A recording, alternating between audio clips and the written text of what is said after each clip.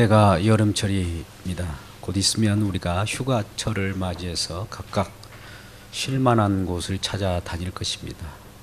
살아가는데 여러 가지 뜨거운 태양과 함께 우리 갈증하는 심정 가운데 삶을 어떻게 살아가고 있는지요. 바쁘죠. 많이 힘들고요. 그래서 우리는 쉴만한 곳을 찾아서라고 하는 제목으로 함께 은혜 나누고자 합니다.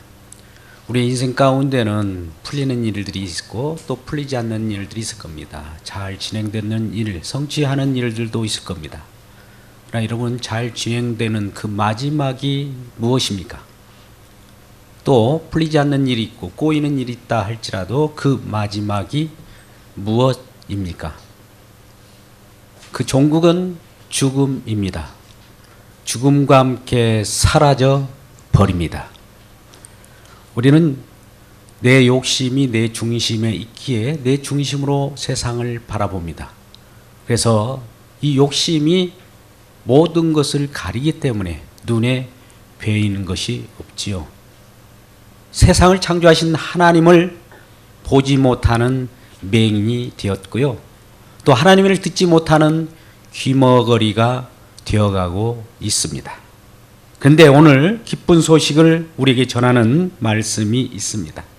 어떤 사람은 그럼에도 불구하고 내 삶 속에서 채우지 못하는 갈증이 있는가 하면 부족함이 없다라고 고백하는 자가 있다는 것이죠.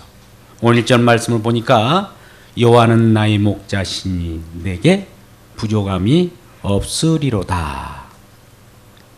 예, 부족함이 없는 그 원인을 살펴보니 여호와는 나의 목자가 되셨기 때문이다 라는 것입니다. 이는 장차 여호와가 나의 목자가 되기 때문에 부족함이 없다는 것이 아니고 지금 현재 여호와가 나의 목자시니 내게 부족함이 없다는 결과입니다.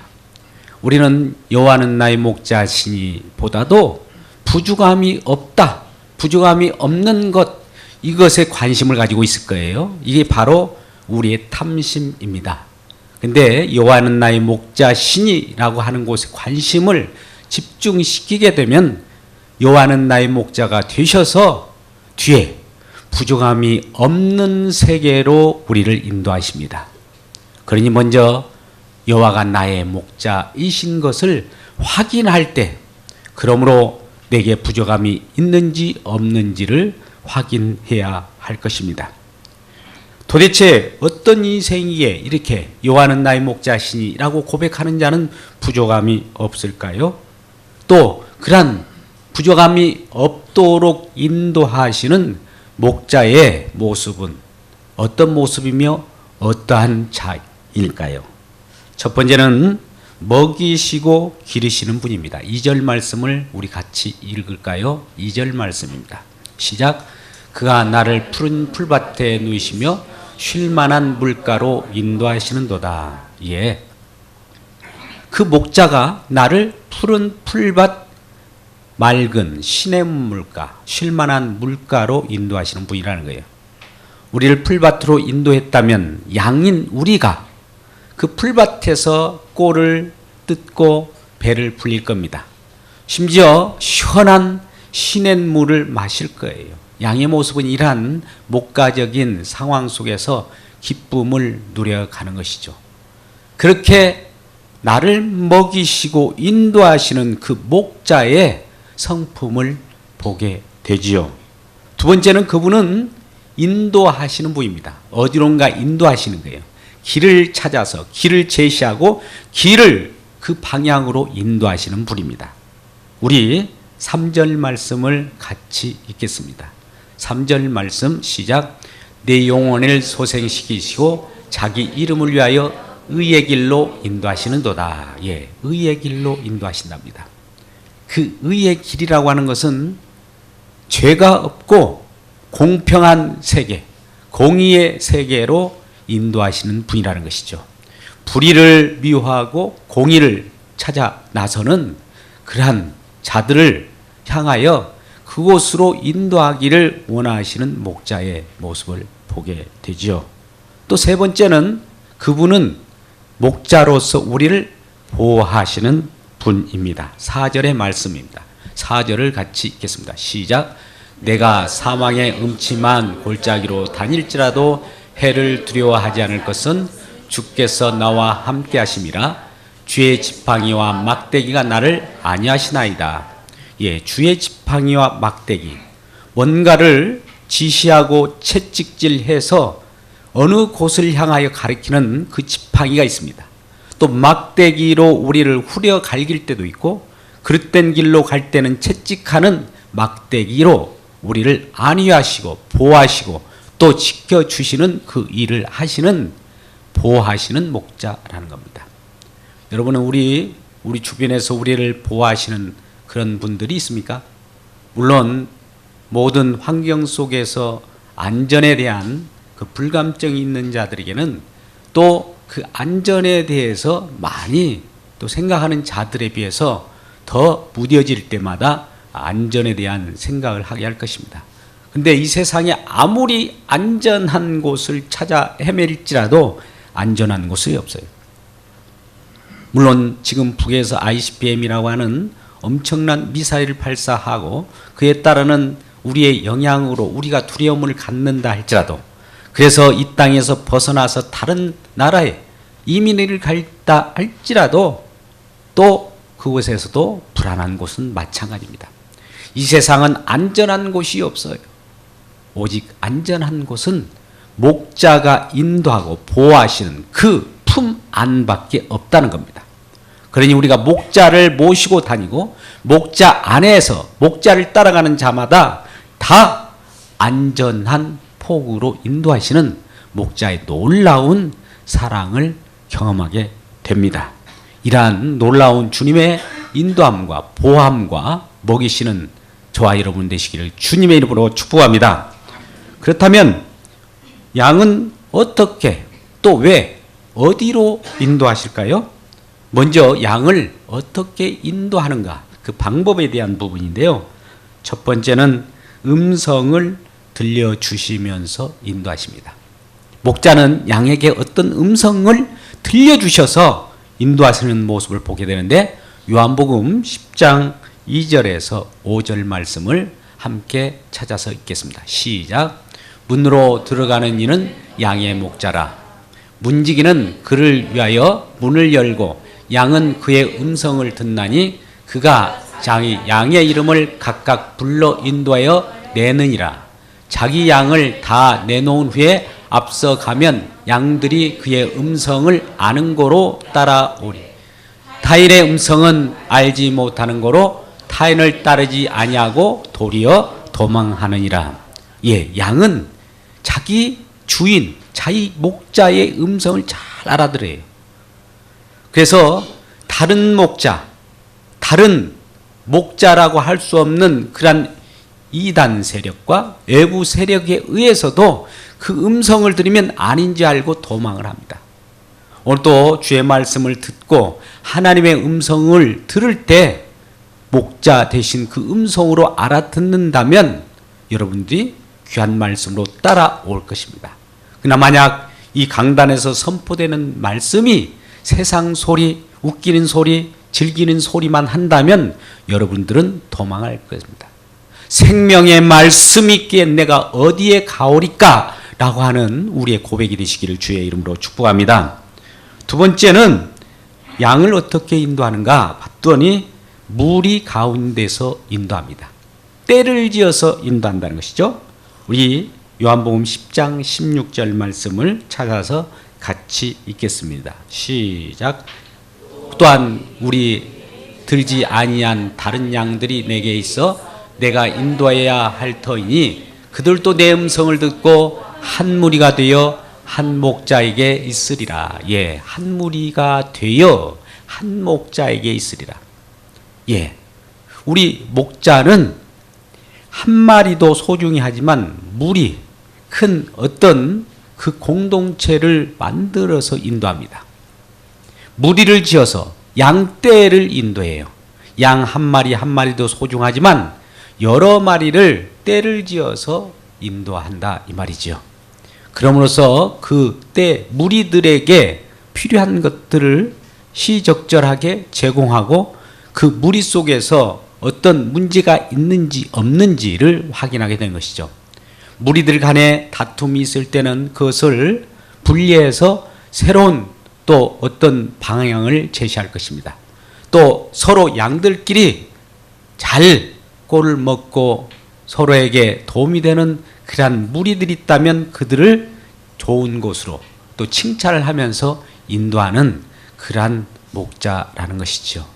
이렇게 인도하시는 놀라운 주님의 사랑이 있습니다. 또 어떻게 이들을 인도할까요? 세 번째는 목자를 세워서 인도하십니다. 여러분, 이스라엘 백성을 양으로 비유한다면 그들에게는 목자를 세웠어요. 출애굽할 때, 애굽이라고는 이집트 땅에서 종살이 할 때에 어떤 목자를 세워서 그곳에 보냅니다. 그리하여 그 목자로 하여금 그 양떼를 몰고 나옵니다. 양떼가 그 이리떼와 같은 이집트 바로 왕 휘하에 있어서 신음하고 있었기 때문입니다.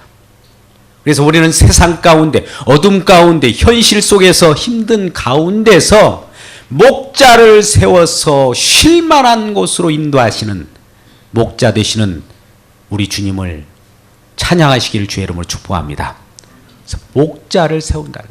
이 목자는 장차 진정한 하나님이신 예수 그리스도를 지향하고 있습니다. 또 이 목자는 우리들에게 진정한 곳을 향하여 인도하시기 때문에 그 목자를 세워져야만 무리를 또 무리를 선도하게 되는 것이죠. 우리 에스겔서 34장 23절 말씀을 같이 읽겠습니다. 시작. 내가 한 목자를 그들 위에 세워 먹이게 하리니 그런 내 종 다윗이라. 그가 그들을 먹이고 그들의 목자가 될지라. 예. 다윗은 목동이었어요. 목동으로서 목자의 역할도 했고요. 양떼들을 지키는 일을 했습니다. 이리떼와 맹수들이 그 양을 늑탈할 때에도 그들을 보호하고 또 심지어 지켜내는 그 일을 했기 때문에 너무나 잘합니다. 그래서 이 다윗을 통하여 오늘 시편 23편이 지금 형성되고 있습니다만은 그 너무나 목자로서 양을 보호하는 그 심정으로 오늘 표현을 하는 겁니다. 다윗은 여러 가지 초년과 중년과 말년을 지냈을 겁니다. 초년 때, 소년 때부터 이러한 양을 치는 목동으로서 어려움을 많이 겪었고 또 중년 때에는 심지어 여러 세력, 대적들로부터 어려움을 겪었습니다. 특별히 사울 왕이라고 하는 대적을 통해서 엄청난 시련을 겪었습니다. 심지어 자기 아들 압살롬으로부터 큰 어려움을 겪었고 핍박을 받았습니다. 외부 세력은 물론이거니와 또 내부 세력, 내부 가족들에게도 어려운 시련을 겪고 심지어 자기 자신의 욕심 때문에 우리아의 아내 밧세바를 범함으로 그 곳에서 후속타로 나타나는 결과의 쓰라림을 절절히 겪었던 자입니다. 그가 오늘 표현하는 이 목가적, 그 푸른 초장으로 인도하는 이 내용은 그 슬픔과 그 쓰라림 속에서 나타나는 그러한 시적 표현입니다. 우리 마음 가운데도 이런 표현이 아주 우리 시적 표현이니까 좋다. 우리 집 앞에 이러한 문구를 새겨놓고 그냥 오가면서 즐기자. 이런 차원이 아닙니다. 우리 삶 속에서 슬픔과 괴로움과 쓰라림이 있고서야 이러한 쉴만한 곳을 찾고 또 쉴만한 곳의 소중함을 알게 된다는 것이죠. 우리는 시련이 있고 나서야 그 후에 오는 그 기쁨은 정말 큽니다. 시련을 겪어보지 않는 자들의 그 마지막의 기쁨은 그냥 기쁨이 아니라 그냥 일상적으로 일어나는 일에 불과하죠. 우리 속에서 여러 가지 힘들고 어려운 일들이 있습니까? 그렇다면 목가적 우리 주님, 그 목자 되신 우리 주님이 나의 목자이시라는 것을 기억하고 그분을 앙망하여 그분과 함께 동행할 때 우리는 그 속에서 우리 주님이 인도하시는 큰 기쁨을 함께 누려갈 수 있을 것입니다. 이러한 놀라운 주님의 기쁨으로 살아가는 저와 여러분 되시길 주의 이름으로 축복합니다. 그리고 이 목자를 세워서 인도하시는 그 부분이 요한복음 10장 11절에도 이렇게 표현하고 있습니다. 같이 읽을까요? 시작. 나는 선한 목자라 선한 목자는 양을 위하여 목숨을 버리거니와. 예. 선한 목자는 웬일인지 선한 목자 자신을 위하여 어떻게 살아가는 것보다도 그 양을 위하여 자기 목숨을 버린답니다. 우리도 우리 부모님들이 자녀를 향하여 자녀는 양이요 부모님은 목자라면 자녀를 위하여 모든 것을 헌신합니다. 떡을 달라고 하면 돌을 줄 자가 있겠습니까? 생선을 달라고 하면 전갈을 줄 자가 있습니까? 더 좋은 것으로 더 많은 것으로 그가 기뻐하는 것으로 채워주지 않겠습니까? 우리의 목자 되신 이분께서는 목숨까지도 주신답니다. 여러분, 목숨까지 주신 분이 있죠.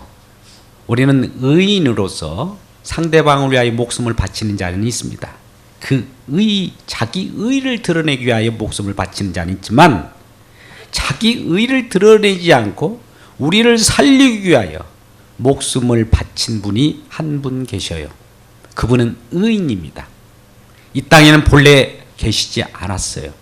저 영원 세계로부터 이 땅에 들어오신 그 한 분, 이름하여 예수 그리스도입니다.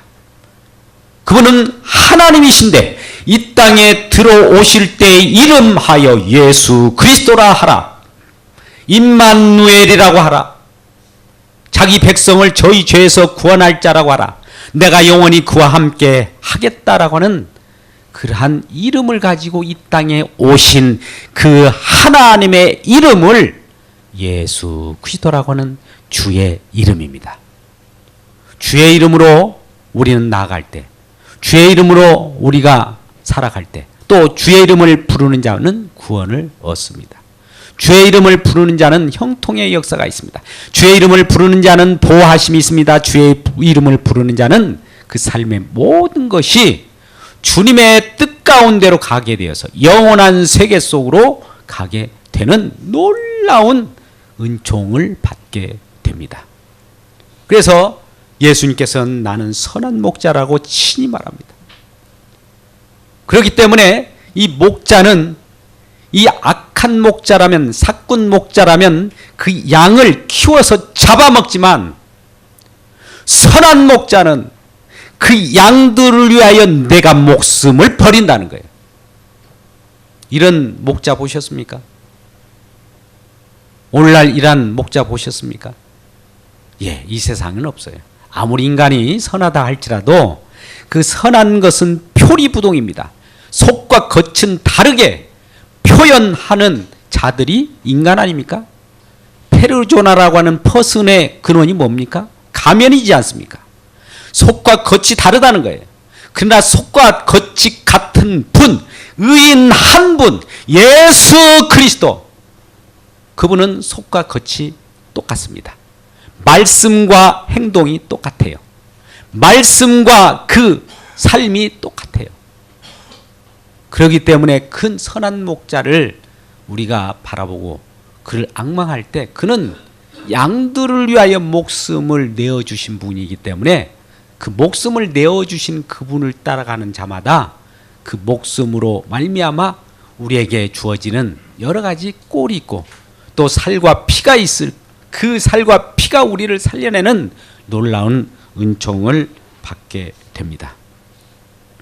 예, 여러분, 이러한 목자가 양을 인도하는 어떤 방법에 대해서 지금 설명을 해드렸습니다. 그렇다면 이 목자는 이 양떼를 어디로 인도하실까요? 어디로 인도하시기 위하여 이와 같은 일을 할까요? 우리 3절 말씀을 다시 읽겠습니다. 3절 말씀 같이 읽어 볼까요? 시작. 내 영혼을 소생시키시고 자기 이름을 위하여 의의 길로 인도하시는도다. 예. 여러분, 이분은 의의 길로 인도하신다라고 합니다. 의의 길이라고 하는 것이 뭘까요? 이 세상엔 의가 없어요. 심지어 소돔과 고모라라는 땅에서도 의인 10명만 있어도 내가 그 땅을 멸망하지 않으리라고 해요. 근데 10명이 없었어요. 그래서 멸망당했습니다. 이 세상은 의인이 없어서 멸망당합니다. 그런데 이 땅을 살리기 위하여 의인 한 명이 나타났으니 그분이 바로 예수 그리스도입니다. 그가 우리를 어디로 인도한다고요? 첫 번째는 2절 말씀을 다시 또 읽어볼까요? 2절 시작. 그가 나를 푸른 풀밭에 누이시며 쉴 만한 물가로 인도하시노다. 네, 2절에서는 푸른 풀밭, 맑은 시냇물, 우리 자연 속에 있는 이 세상 창조된 세계 속에서 있는 가장 우리가 그리워하는 그곳으로 인도합니다. 두 번째는 우리가 아까 3절 말씀 속에서 말씀한 바와 같이 의의 길로 인도합니다. 그 다음 마지막 6절 말씀, 어디로 인도하는, 궁극적으로 인도하는 길이 있는데 6절 말씀을 읽을까요? 시작. 내 평생의 선한 일과 인자심이 반드시 나를 따르리니 내가 여호와의 집에 영원히 살리로다. 궁극적으로는 여호와의 집으로 가게 되는 거예요. 푸른 풀밭, 쉴만한 물가에 있던 자들이 의의 길로 인도함 받고 궁극적으로 여호와의 집, 천국, 하나님의 나라에 영원히 살아가는 영생의 복을 누리는 그 길로 인도하시는 놀라운 사랑을 우리가 받게 되었던 것이죠. 그렇다면 마지막으로 왜 이 목자는 왜 이렇게 인도할까요? 무슨 목적으로? 무엇 때문에? 이러한 우리 모든 양떼들을 그곳으로 인도할까요? 그 부분에 대해서는 3절 말씀을 다시 한번 읽겠습니다. 3절 말씀을 우리 다시 읽어볼까요? 시작. 내 영혼을 소생시키시고 자기 이름을 위하여 의의 길로 인도하신도다. 예, 자기 이름을 위하여. 이 자기라고 하는 것은 지금 목자 자신입니다. 우리 영혼을 소생시키고 우리를 구원하시고 영원한 생명으로 이렇게 만들어 주신 것은 자기 이름을 위하여. 자, 여러분 보십시오. 하나님이 영원 전에 계셨어요. 영원에 계신 그분이 이 땅에 오실 때의 이름을 예수 그리스도라고 했습니다. 예수 그리스도는 이 땅에 허덕이는 사람들을, 자기 백성을 찾아서 구원할 자의 이름입니다. 그게 주의 이름이에요. 주의 이름, 자기 이름을 위하여 의의 길로 인도하신답니다. 그러니까 주의 이름으로 이 땅에 오신 하나님이 예수 그리스도인데 그 이름의 일을 하셔요. 하나님은 일하시는 분입니다. 할렐루야. 옆분께 인사합니다. 하나님은 일하시는 분입니다. 시작. 하나님은 일하시는 분입니다. 예, 눈에 보이지 않는다고 하나님이 안 계시는 것이 아니에요. 뭐 이 땅을 창조하실 때 힘드셨으니까 이제 하늘나라에 올라가셔서 에헴 하고 쉬고 계신 분이 아닙니다. 창조하신 그 내용, 그것을 바탕으로 해서 이 땅에 어떤 일을 계속 이루어 가고 있고 지금도 일하고 있고 장차 일하고 있고 영원까지 여호와의 집에 거할 때까지 일하시는 분이에요. 일하실 때 어떻게 일하실까요? 말씀으로 일하십니다. 말씀을 목자에게 주어서 그 목자가 또 양떼를 이끌 때 양떼는 꼴을, 그 말씀을 받아 먹듯이 그 꼴을 먹을 때 그 받아 먹는 양떼들은 꼴을 먹음으로, 말씀을 먹음으로 그것이 소화가 되어서 성장을 합니다. 자라나가게 되죠. 그러한 신실한 양들로 만드는 이 이유는, 그래서 그 양들을 쉴만한 물가로 인도하는 그 이유는, 그리고 그들을 의의 길로 인도하는 이유는, 그리고 그를 천국으로 인도하는 이유는 자기 이름을 위하여라는 거죠. 예, 예수님께서는 하나님이신데 이 땅에 내려오실 때의 이름이 예수 그리스도라고 하는 그 이름이 있어요. 그 이름이 뭡니까? 아까 말씀드렸던 자기 백성을 저희 죄에서 구원하는 그 일을 위하여 이 일을 하신다는 거예요. 그 목적대로 예수님께서 이 땅에 내려오신 목적을 이루기 위하여 목적대로 어둠 가운데 있는 생명을 살리고 지친 자를 위로하시고 쉼이 필요한 자는 쉴 만한 곳으로 인도하시는 그 사랑을 베푸는 자가 예수 그리스도라는 겁니다. 그래서 그가 의의 길로 인도한다고 할 때는 그 의의 길로 인도하는 것은 이런 말씀으로 우리가 표현할 수 있습니다. 로마서 1장 17절 말씀을 우리 한번 펴주세요. 이는 복음에는 하나님의 의가 나타나서 믿음으로 믿음에 이르게 하나니 오직 의인은 믿음으로 말미암아 살리라. 할렐루야. 네, 이 기쁜 소식이 우리에게 들려졌다는 거예요. 이게 복음이라는 거예요.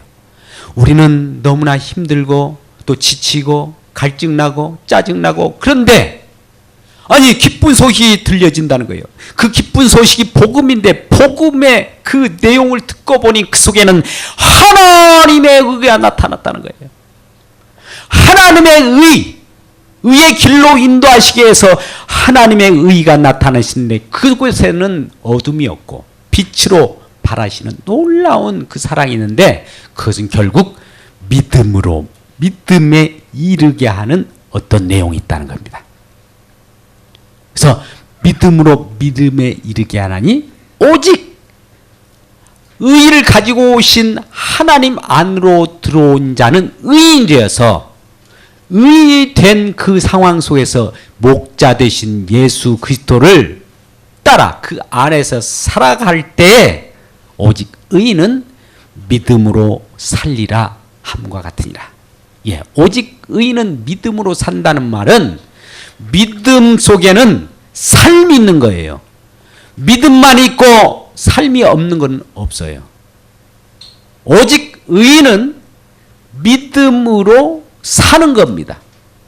그 말은 결국 지금 하나님께서는 일하시고 살아 계신다는 거예요. 그러므로 우리도 살아 일하고 또 살아가는 겁니다. 여러분, 삶의 목적이 뭡니까? 이와 같은 하나님과 더불어 살아가는 것이 인생의 궁극적인 목적입니다. 여러분, 처음으로 돌아와서 여러분께 제가 이와 같이 여러분들에게 제의를 해봤습니다. 인생에 잘 풀리는 일이 있었습니까? 이렇게 물어보았죠. 그러나 그 마지막이 무엇입니까? 이렇게 물었습니다. 또 여러분 꼬이는 일이 있었습니까? 지치는 일이 있습니까? 낭망한 일이 있었습니까? 그런데 그것도 마지막이 무엇이었습니까? 무엇입니까? 라고 물어봤습니다. 그 답은 죽음이라고 하는 그 종결 지점에서는 그 잘 풀리는 것이나 풀리지 않는 것이나 다 죽음과 함께 사라져 버린다는 것을 제시했습니다. 그렇다면 죽음으로 사라질 우리의 인생에 그 종착역에서 진정한 쉼, 진정한 안식, 영원한 세계로 진입하는 길은 바로 하나님의 의가 나타난 복음 가운데 들어서는 길밖에 없다는 겁니다. 그 길로 인도하신 분이 목자 되시는 예수 그리스도입니다. 이러한 목자 되신 예수 그리스도를 바라보고 영원한 생명으로 쉼을 얻고 살아가는 기쁨의 경주를 하시는 저와 여러분 되시기를 주님의 이름으로 축복합니다.